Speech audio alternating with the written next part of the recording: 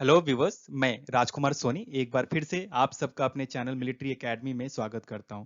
Viewers, आज के इस वीडियो में हम 10 इंपॉर्टेंट वन वर्ड सब्स्टिट्यूशन के बारे में बात करेंगे जो कि कई सारे प्रतियोगी परीक्षाओं में पूछे गए हैं और आने वाले एसएससी, आईबीपीएस, एयरफोर्स, एनडीए और कई सारे एग्जाम में ये काफी हेल्पफुल होगा। तो आइए शुरू करते हैं।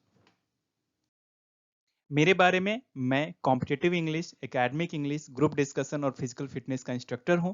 मेरी career history 2004 to 2019 navy, teaching experience, service में भी इंस्ट्रक्शन दिए एंड रिटायरमेंट के बाद मेरी अपनी एकेडमी है, मिलिट्री एकेडमी, जो कि बलिया उत्तर प्रदेश में है।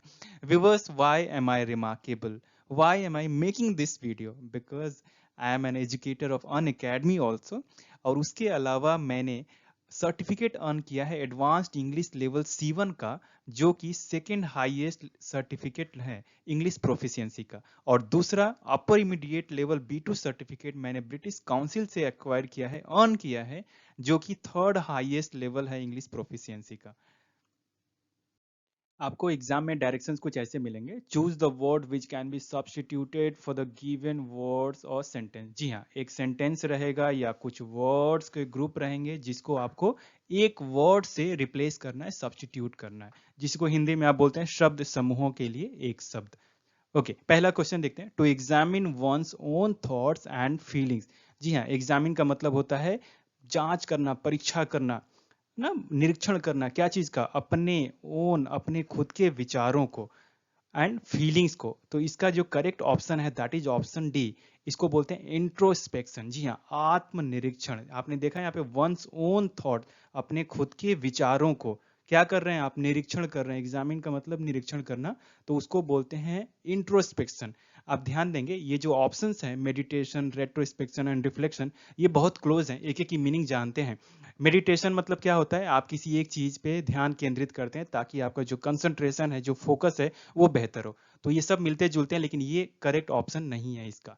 रेट्रोस्पेक्शन मतलब क्या होता है? आप पीछे जाके देखते हैं कि कोई चीज क्या सही या गलत हो गया, उसको बोलते हैं रेट्रोस्पेक्शन। और रिफ्लेक्शन हम सब जानते हैं, लाइट का एक ये चैप्टर है रिफ्लेक्शन। जब एक चीज टकरा के, लाइट टकरा के वापस आती है, उसको बोलते हैं रिफ्लेक्शन, परावर्तन। और नॉर्मल हमारे डेली लाइफ में जिसको बोलते हैं सेल्फ रिफ्लेक्शन, उसमें क्या होता है कि आप एसेस करते हैं खुद के सामने, मिरर के सामने खुद खड़े हो गए और एसेस कर रहे हैं कि मैं कैसा कर रहा हूँ, बेहतर कर रहा हूँ, सही तरह से पढ़ाई कर रहा हूँ कि नहीं। वो हो गई reflection. So correct option is D, introspection, आत्मनिरीक्षण। अगला है life history of a person written by another. किसी के जीवनी के बारे में, जीवन के इतिहास के बारे में दूसरे के द्वारा लिखा जाना। यदि खुद के द्वारा लिखा जाए तो उसको तो बोल देंगे हम ऑटोबायोग्राफी। तो ये ऑप्शन तो है नहीं, क्योंकि यहाँ पे क्या बोला जा रहा है? दूसरे के द्वारा लिखा जाना। जैसे ये स्टीव जॉब्स की जो बायोग्राफी है, वो किसी और के द्वारा लिखी गई है। सो जब दूसरे के द्वारा, जब जीवनी के इतिहास के बारे में लिखा जाता है, जीवन के इतिहास के बारे में, उसको हम बोलते हैं option B, that is biography. और यदि खुद लिख रहे हैं अपने बारे में तो उसको ऑटोबायोग्राफी। ऑटो का मतलब ही खुद है, तो ये यहाँ पे गलत ऑप्शन होगा, क्योंकि ये अनदर के बारे में बात हो रही है। बिब्लियोग्राफी क्या है? जी हाँ, बिब्लियोग्राफी क्या है? किताबों की एक लिस्ट को बोलते हैं। A list of the books referred to in a scholarly work, typically printed as an appendix. आपने यदि गौर किया, यदि एक बुक लिखा जाता है तो उसके पीछे कौन कौन सी बुक को रेफर किया गया है, उसको ही बोलते हैं हम बिब्लियोग्राफी। ओके, और नॉर्मली उसमें अपेंडिक्स दे के, आप यदि कोई नोवेल उठाएंगे, कोई सेल्फ इंप्रूवमेंट की बुक उठाएंगे, तो उसमें पीछे दिया रहता है कि कहाँ कहाँ से, नोवेल में तो नहीं, लेकिन हाँ कोई एक self motivational development, self development books के बारे में आपको मिलता है कि कहाँ कहाँ से रेफरेंस लिया गया है, अपेंडिक्स के तौर पे, पीछे या आगे भी हो सकता है। उसको बोलते हैं बिब्लियोग्राफी। सो सिंपल में बिब्लियोग्राफी का मतलब होता है किताबों की एक लिस्ट जो रेफर की गई है किसी काम को करने में, किसी बुक को लिखने में। हिस्ट्री, भाई हम जानते हैं बीती हुई घटनाओं के बारे में जो हम हिस्ट्री पढ़ते हैं, उसको हम बोलते हैं हिस्ट्री। सो यहाँ पे correct option is B. Next, a custom of having many wife. जी हाँ, एक ऐसी प्रथा जहां पे कई सारी पत्नियां आप रख सकते हैं, उसको क्या बोलते हैं? देखिए ऑप्शन देखते हैं। मोनो का मतलब होता है एक, गैमी माने शादी, मैरिज। ओके, ये सफिक्स गैमी का मतलब होता है मैरिज। तो यहाँ पे मोनो माने तो एक हो गया, तो ये तो है नहीं। बाई गैमी भी नहीं है, बाई का मतलब दो हो गया, तो ये भी नहीं है। एक से ज्यादा जब आपकी वाइफ होती हैं या मेनी वाइफ्स होती हैं सिंपल भाषा में, तो उसको बोलेंगे पॉलीगैमी। पॉली का मतलब होता है बहुत, है ना? आपने पॉलीगन सुना होगा, उसी पॉली प्रीफिक्स है, पॉली माने बहुत, गैमी माने मैरिज, तो यहाँ पे पॉलीगैमी करेक्ट ऑप्शन है। और मैट्रिमोनी का मतलब हम जानते हैं marriage basically, correct option C. To cause troops etcetera to spread out in readiness for battle. देखिए क्या होता है, ट्रूप्स मतलब सैनिकों एटसेट्रा को, अपने एसेट को भेजना कहाँ पे, पूरा फैला देना, किस चीज के लिए, वार की तैयारी के लिए, बैटल युद्ध की तैयारी के लिए। जैसा कि आप देख सकते हैं कि इंडियन नेवी के जहाज, जैसे मैंने एक पिक्चर लिया है, साउथ चाइना सी एटसेट्रा में क्या कर रहे हैं, ये ऐसे एक्सरसाइज कर रहे हैं या फैले हैं। जब आप ऐसे चीज को करते हैं मिलिट्री के नजरिए से, अपने ट्रूप्स को, अपने एसेट को आप स्प्रेड आउट कर देते हैं, तो उसको बोलते हैं डिप्लॉय। ओके आपने डिप्लॉयमेंट वर्ड सुना होगा। इनफैक्ट जब जहाज जब विदेश जाते हैं उसको बोलते हैं ओएसडी, है ना, ओवरसीज डिप्लॉयमेंट। जी हाँ, देश के बाहर होता है ओवरसीज डिप्लॉयमेंट। सो अलाइन का मतलब क्या है, अलाइन मतलब एक लाइन में सजाना है ना, कोई चीज को सीधे तरीके से रखना। कोलोकेट का मतलब होता है साइड बाय साइड रखना। देखिए ध्यान दीजिए, अलाइन का मतलब भाई एक सीधी तरीके से, एक सीधी लाइन में करना, अलाइनमेंट आप देखा होगा कि अलाइन हो जाओ। कोलोकेट क्या होता है, साइड बाय साइड एक पर्टिकुलर रिलेशन में रखना, है ना। और डिप्लॉयमेंट आप समझ ही गए, डिस्पर्स का मतलब तो बिखेर देना। So correct option C. Next, anything written in a letter after it is signed. जी हाँ, एक लेटर में कुछ भी चीज लिखना, मान लीजिए लेटर है समथिंग समथिंग ब्ला ब्ला ब्ला, और यहाँ पे आपने साइन कर दिया योर्स फेथफुली, लेकिन उसके बाद आपको कुछ चीजें बच गई, आप काइंड अटेंशन नोट एटसेट्रा देके लिख के मेंशन करना चाहते हैं, तो ये जो चीज हुआ उसको बोलते हैं हम पोस्ट स्क्रिप्ट। जी हाँ, स्क्रिप्ट रेडी है, स्क्रिप्ट रेडी होने के बाद जो बाद में आप सिग्नेचर के बाद, ध्यान देंगे यहाँ पे की पॉइंट क्या है, सिग्नेचर के बाद यदि कोई चीज आप लिखते हैं उसको बोलते हैं post script. Anything written in a letter after it is sign. Option देख लेते हैं, ये भी बहुत क्लोज है, पोस्टरिटी। तो पोस्टरिटी, पोस्ट का मतलब बाद, इटरिटी से रिलेशन ये है, पोस्टरिटी मतलब फ्यूचर जनरेशन, आगे आने वाली जो पीढ़ियां हैं उसको पोस्टरिटी बोलेंगे। आप पोस्टरिटी पोस्ट स्क्रिप्ट में कंफ्यूज नहीं होंगे, एंड पोस्ट डिक्शन में भी कंफ्यूज नहीं होंगे। तो पोस्ट डिक्शन का मतलब क्या है, post construction of a past condition और events by using present information. आप कुछ प्रेजेंट इंफॉर्मेशन को देख के पास्ट में क्या हुआ उसके बारे में आप कुछ अनुमान लगाते हैं, सोचते हैं, कोई खाका रेडी करते हैं, उसको आप बोलते हैं पोस्ट डिक्शन। ओके, और पोस्ट स्क्रिप्ट बता दिया कि anything written in a letter after it is sign.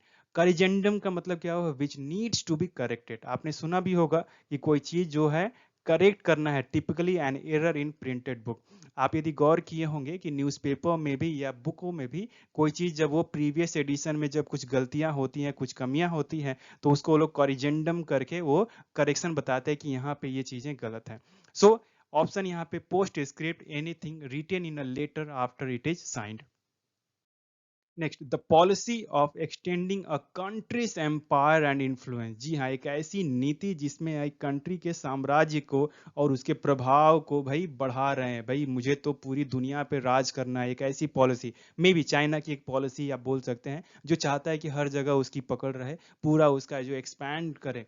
सो इसको बोलते हैं इंपीरियलिज्म। जी हाँ, इंपीरियलिज्म का मतलब होता है कि extending a country's empire and influence. याद रखने के लिए आप सिंपल में यदि कंट्री, इम फॉर एम्पायर एंड इम फॉर इंपीरियलिज्म, यदि जस्ट एक छोटा सा हिंट एक तरह से।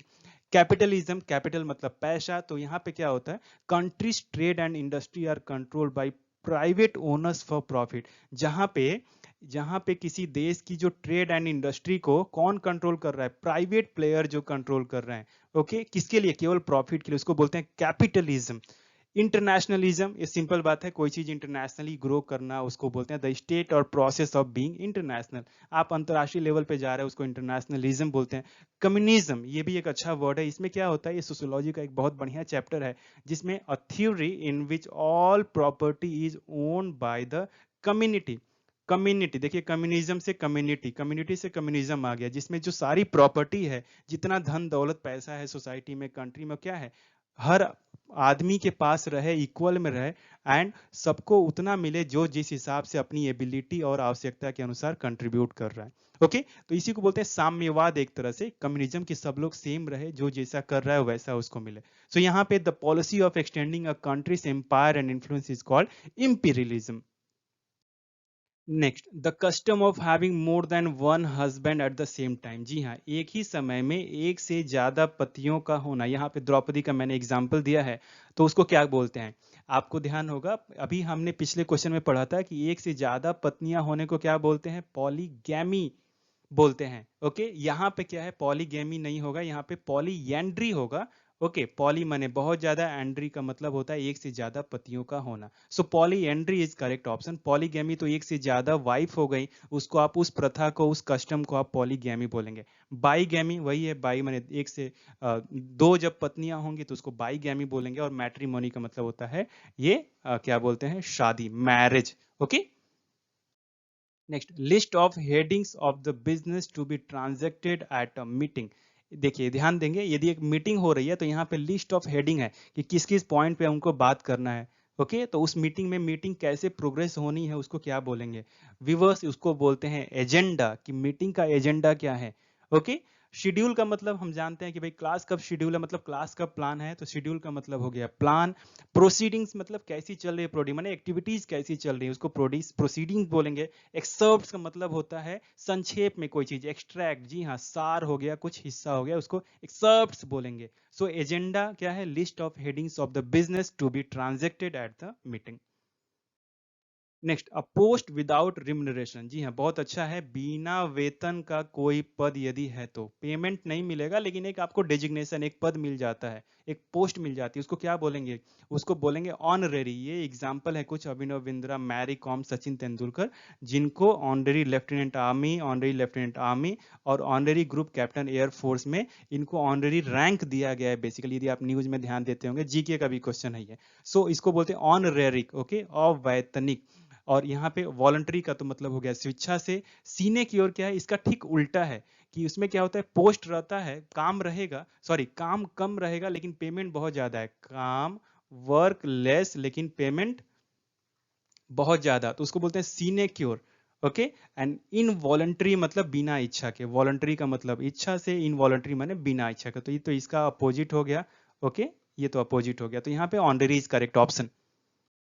Next, to send an unwanted person out of the country. जी हाँ, एक व्यक्ति को जो अनवांटेड है, एकदम वांछित नहीं है, उसको क्या करना, उस देश से भगा देना, निकाल देना, उसको बोलते हैं डेपोर्ट। जी हाँ, यदि आप गौर किए होंगे, तस्लीमा नसरीन है ये, तस्लीमा नसरीन, जिन्होंने लज्जा बुक लिखा था, उसके बाद इनको बांग्लादेश से क्या कर दिया गया, डिपोर्ट कर दिया गया था। ओके, और उसके बाद इंडिया में भी कुछ टाइम रही, फिर वहां से भी इंडिया में भी मांग हो रही थी कि इनको निकाल दिया जाए, लेकिन सब ठीक है, अभी इंडिया में ही है ये। तो डिफॉल्ट का मतलब होता है एक अनवांटेड पर्सन को क्या करना, निकाल देना। एक्सक्लूड का मतलब तो आप समझ रहे हैं, इंक्लूड मतलब शामिल करना, उसका अपोजिट है एक्सक्लूड, है ना, उसको छोड़ देना। ऑस्ट्रासाइज भी काफी ये क्लोज ऑप्शन है। ऑस्ट्रासाइज में ध्यान देंगे कि इसमें भी एक्सक्लूड करते हैं, आप निकालते हैं, लेकिन कहाँ से, एक सोसाइटी से, एक ग्रुप से। लेकिन जब स्पेशली देश की बात होगी तो वहां पे आप डेपोर्ट वर्ड यूज करेंगे। आप याद रखने के लिए गौर कर सकते हैं कि द से देश, डी फॉर डेपोर्ट, ओके, या फिर सी से कंट्री, ओके, एंड डी से डिपोर्ट। तो ये जस्ट ऐसे ही आप एक कुछ एक तरीका बना सकते हैं याद रखने के लिए एक तरह से। नेक्स्ट, एक्सपैट्रिएट, इसका मतलब होता है, ये तो खुद का है, who lives outside their native country. यदि कोई भी व्यक्ति अपने देश को छोड़ के, इनफैक्ट हमारे इंडिया से भी कई लोग फॉरेन कंट्री में रहते हैं, तो क्या बोलेंगे, उनको एक्सपैट्रिएट बोलेंगे, जो अपने देश के अलावा कहीं और रहते हैं। तो इसमें इसमें कोई रिलेशन नहीं है। यहाँ पे करेक्ट ऑप्शन है डिपोर्ट, किसी व्यक्ति को, अनवांटेड व्यक्ति को देश से बाहर निकलने को आप डिपोर्ट बोलते हैं। सो व्यूवर्स, मुझे उम्मीद है कि 10 वन वर्ड सब्स्टिट्यूट का ये वीडियो आपको बहुत पसंद आया होगा। यदि वीडियो पसंद आया है और अभी भी आपने मेरे चैनल को सब्सक्राइब नहीं किया है तो सब्सक्राइब कर लीजिए, ताकि आप कुछ भी मिस न करें। और यदि सब्सक्राइब कर लिया है तो लाइक, शेयर एंड कमेंट करके मुझे आप और एनर्जी दीजिए, ताकि और भी बेहतरीन वीडियोस मैं आपके लिए बना सकूं। Thank you so much for watching. Best wishes, get selected. जय हिंद।